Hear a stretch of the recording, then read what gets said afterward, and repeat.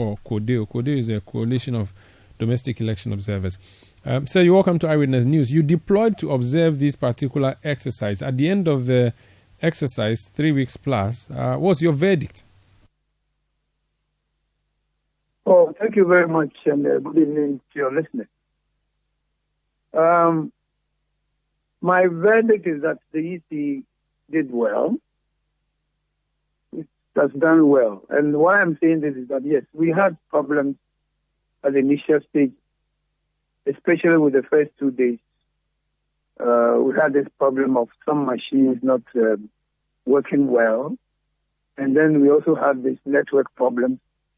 And so if you remember, at a point in time, they said they could go offline and be doing registration. But I think the EC listened to advice, so they were able to cope. And so after the first 2 days where we had these problems, the exercise stabilized. And so it was going on smoothly. My only worry, or the only issue that I had from the field, and which I wasn't so happy about, is this fact of this guarantor system being abused. And I don't know when this is going to stop. If you listen to the statistics, as it was revealed today, I think about 63% of the people who registered went through the guarantor system. And this goes to show or to prove that maybe we need to one day have to use this ID card that the EC was proposing, the citizen's card, the national identity card that they proposed that it should be used for the registration. And why I'm saying this is that for most of the time when there's any trouble at the registration center, it's either with the guarantor system or it's with these minor people who are presented as minors to register. And so I think as a nation, we need to be very firm on this if we want our registration to go on smoothly in future. That we should stick to one aspect of it as qualification. We should be able to say that it's either the passport or the ID card or whatever. You see, because the guarantor system is being abused in the sense that people are always roaming the station and trying to prove that they know somebody and the person should be allowed to do the registration. And this is always causing chaos. And at the IPAC meeting today, I think this was brought to the fore. And I believe the EC will be working very hard to cooperate with the National Identification Authority so that this thing is resolved once and for all. We should be able to, in future, use either the citizen's ID card or whatever will be added so that we avoid this idea of this is my cousin, this is my nephew, I know him. Sometimes people roam the police station, they don't even know the people, and then they sit there and guarantee for them. I think it's a nuisance. It's actually a point I was going to draw your attention to. So this is outside the domain of the Electoral Commission. You know, the issuance of the Ghana card is an NIA thing. And I find it worrying, though, that over 60% of the people who registered use the guarantor system and not the Ghana card. I do not think these people have Ghana cards and ignore them and want to bring two guarantors. It means that the number of Ghana cards in the system are not as many as we anticipated. That is very true. And I'm surprised myself because I remember some time back, way back, it was, they alluded to the fact that about 17 million people have been issued with these cards. Does it mean that some of these cards are sitting at the offices of the NIA and the people are not collecting? It beats my imagination. I sometimes worry. And Papa, if you will agree, I think you've been reading about it. It's either the minor problem, people who are minors being brought in to register, or people being brought in there as people they knew or know somewhere. And for most of the time, they might not even know them from any other place. They happen to be going around the police station.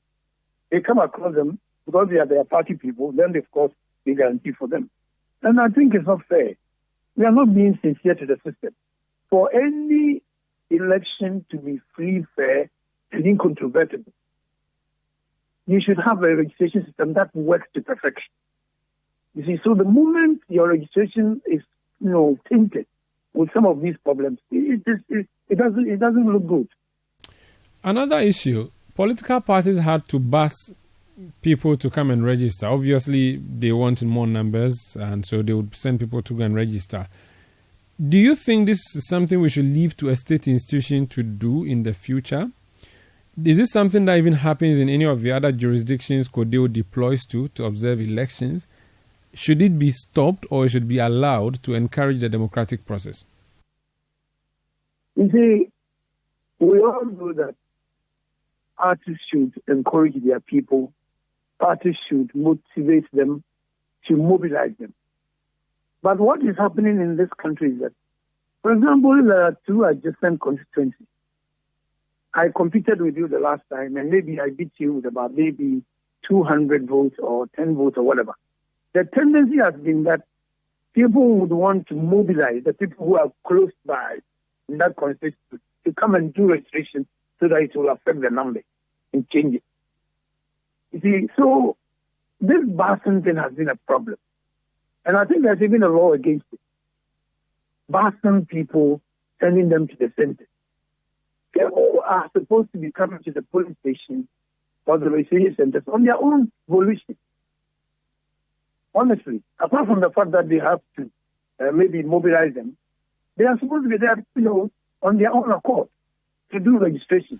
But it looks as if in this country we have this problem of people busing. They sometimes may not have the means to transport themselves there, or maybe they don't have the means together because of distance.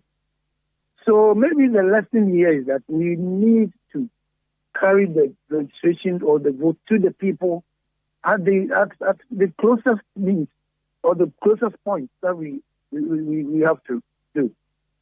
You see, because the argument is that most of the time we do it at the district centers and the people are not able to transport themselves to the place. And that is why the parties take advantage of it. And I think as a nation we need to look critically at it. It is also one source of worry and a problem, especially in places where somebody beats a candidate with about 10 votes, and then all of a sudden, you see that that candidate who was beaten is transported, bringing a lot of people. The people might not be residing in the constituency. And then when they are challenged, it becomes a problem. People start fighting. You are not from here. Well, how come you are registering here? And then these kind of things do okay. I think you've raised a very important issue, and we need to be very careful about it. Thank you so much for speaking to us. Moving forward, in fact, let me just ask you as the politicians, what would be your advice to the EC? What things do they have to fix by maybe next 4 years? You mean the next registration? Yes, for the next registration. What would you know? I would advise in the first place, they should collaborate seriously with the NIE about this national identification thing. Once we get that right, so that everybody goes to the registration center or the voting center with the car, all these problems about guns being fired at centers, I think will be a thing of the past. Very well. You see, yes. Indeed. Yes, we need to do that. We need to collaborate and see how best this can be done and resolved once and for all. Thank you so much for speaking to us, sir. Thank you, my brother. That's Albert Ahin. He's National Coordinator of the Coalition of Domestic Election Observers.